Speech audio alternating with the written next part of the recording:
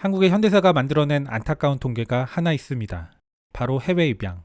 우리나라는 가장 많은 해외 입양 아동수를 기록한 나라입니다. 학계에선 제2차 세계대전 이후 전 세계 해외 입양 아동을 50만 명 수준으로 추산하는데요. 그중 20만 명이 바로 우리나라 아이들로 이는 무려 40%에 해당합니다. 해외로 나간 입양아들이 향한 국가 1위가 미국. 한국의 국외 입양아 17만 명을 분석한 자료에 따르면 미국을 향한 입양아들은 11만 명이 넘습니다. 2위 프랑스가 1만여 명인 것을 감안하면 압도적인 숫자.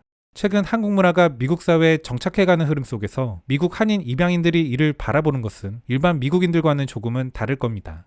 오늘은 이러한 한인 입양인의 기고문을 가져와 봤습니다. 그 제목은 2021년 5월의 넌픽션. 격리 중 K-드라마를 너무 많이 시청해서 즐겁지만 죄책감도 든다.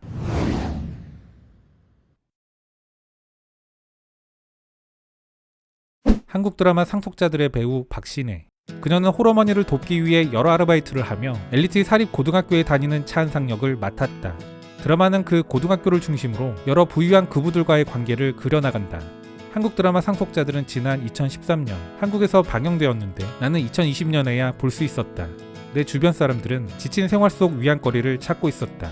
몇 달 동안 도시는 폐쇄되었고 나는 운이 좋게도 안전한 실내에서 넷플릭스 드라마를 오랜 기간 정주행할 수 있는 기회를 얻었다. 사실 나는 한국어 듣기 능력을 향상시키기 위해 이 드라마를 보기 시작했다. 격리 기간 동안 나는 부엌 식탁에서 한국어 공부를 하는 차분한 일상을 시작했기 때문이다. 동시에 나는 한국 문화를 배우는 활동도 시작했다. 나는 배추를 절이고 김치를 만들었다. 그리고 K-팝 재생 목록도 들었다. 또 때때로 사과 주스를 섞어 소주 칵테일도 만들어 먹었다. 이런 활동들은 고립된 이 기간 동안 내 마음의 중심을 잡는 데 도움을 주었다. 외부의 그 어떤 것도 정상적으로 느껴지지 않는 이때 그들은 내가 나 자신을 온전하게 느낄 수 있게 도와줬다. 나는 생후 3개월에 한국에서 입양되었고 시애틀 외곽, 교외에 거주하는 백인 양부모에게서 자랐다.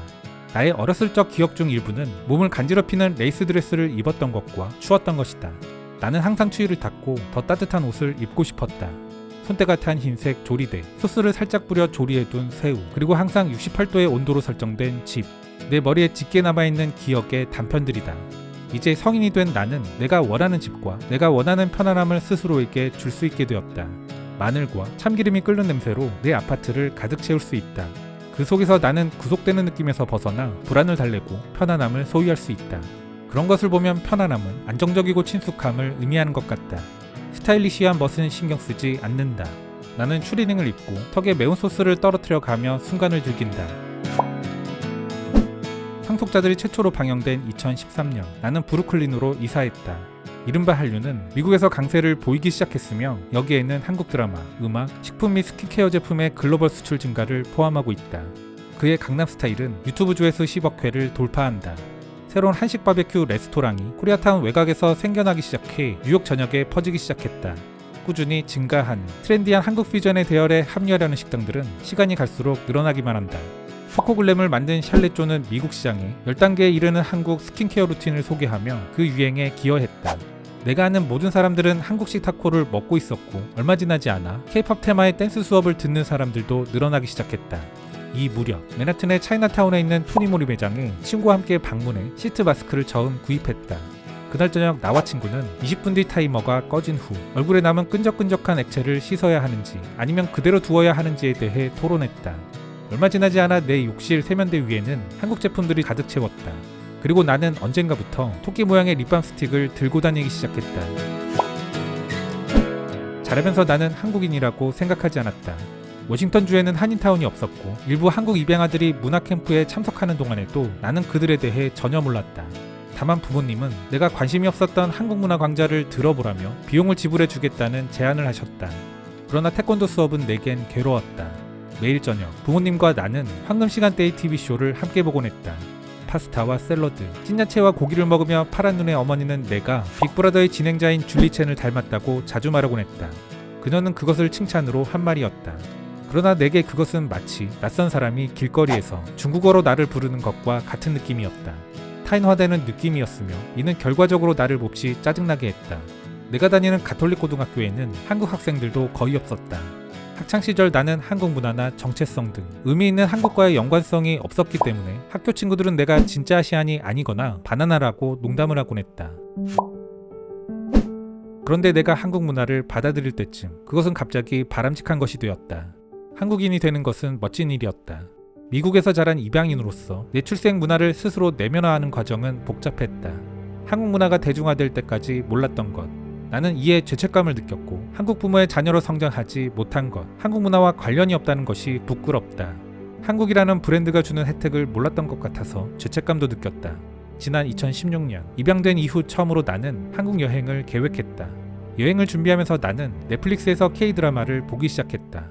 나는 곧바로 오나의 귀신님, 청춘시대와 같은 드라마에 빠져들었다. 2주에 걸친 여행 기간 그 초반에 나는 세련된 한국의 어느 대형 미용실을 찾았다.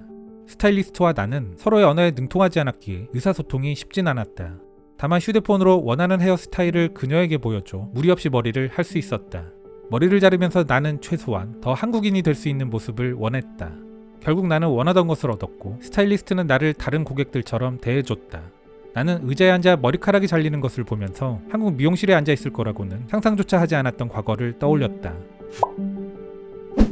나처럼 한국 대중문화가 미국의 주류가 되기 전에 보내져 자란 한인 입양인들이 많다. 어른이 되어서야 비로소 나는 한국전쟁 이후 미군들로 인해 많은 아이들이 한국의 고아원에 버려졌고 이에 따라 미국인들이 한국 아이들을 입양하는 추세가 형성됐다는 것을 배웠다. 그 후 수십 년 동안 미국 가정은 계속해서 한국 아기들을 입양해 왔으며 이러한 추세는 1980년대까지 지속적으로 이어져 왔다. 나는 1987년에 입양되었다.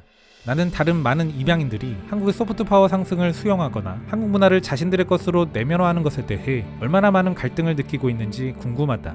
아무리 많은 한국 제품을 사용하고 한국 음식을 먹어도 한국 가정에서 자라는 것이 어떤 것인지 우리는 결코 알 수 없다. 그렇기 때문에 이는 전 세계적인 유행병의 기간 동안 K-몰입으로부터 위로받고 있는 나 자신이 놀랍다. 나는 그 속에서 성장하진 않았지만 나중에 받아들인 이 문화의 진정성에 감사한다. 이 불확실성 속에서 K-드라마는 내게 향수를 불러일으킨다. 오래된 K-팝 재생 목록을 켜고 이를 부엌에서 듣고 있노라면 마치 고향에 있는 것처럼 기분이 좋아진다. 나는 이전에 한국 드라마를 본 적이 없었지만 친숙한 느낌이 든다. 안락한 소파에서 나는 은상과 감탄의 사랑이 모든 것을 정복할 것이라고 믿는다. 상속자들을 거의 다 볼 때쯤 한국의 방탄소년단은 싱글 다이너마이트로 빌보드 차트 1위에 데뷔한 최초의 한국 그룹이 되었다. 봉준호 감독이 최우수 작품상을 수상한 지 1년, 블랙핑크가 코첼라에서 공연한 지 2년이 지난 지금 세계 최대의 이 보이밴드에게는 역사적인 순간이었다. 이제 1년의 이런 사건들은 내 일상의 하나의 기쁨이 되었다.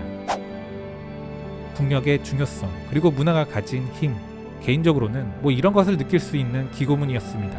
그런데 한편으론 우리가 이러한 정체성을 되찾아오려는 사람들을 품어줄 수 있는 준비가 되어 있는가? 자신의 의지와 상관없는 운명을 맞이해야 했던 사람들, 이런 분들에게 시선을 줄 수 있는 사회적 여유가 있는 곳일까? 그런 의문도 갖게 됩니다. 선진국을 향하는 길목에 막 들어선 우리가 한 번쯤은 생각해 볼 필요가 있는 이슈이지 않을까 싶습니다.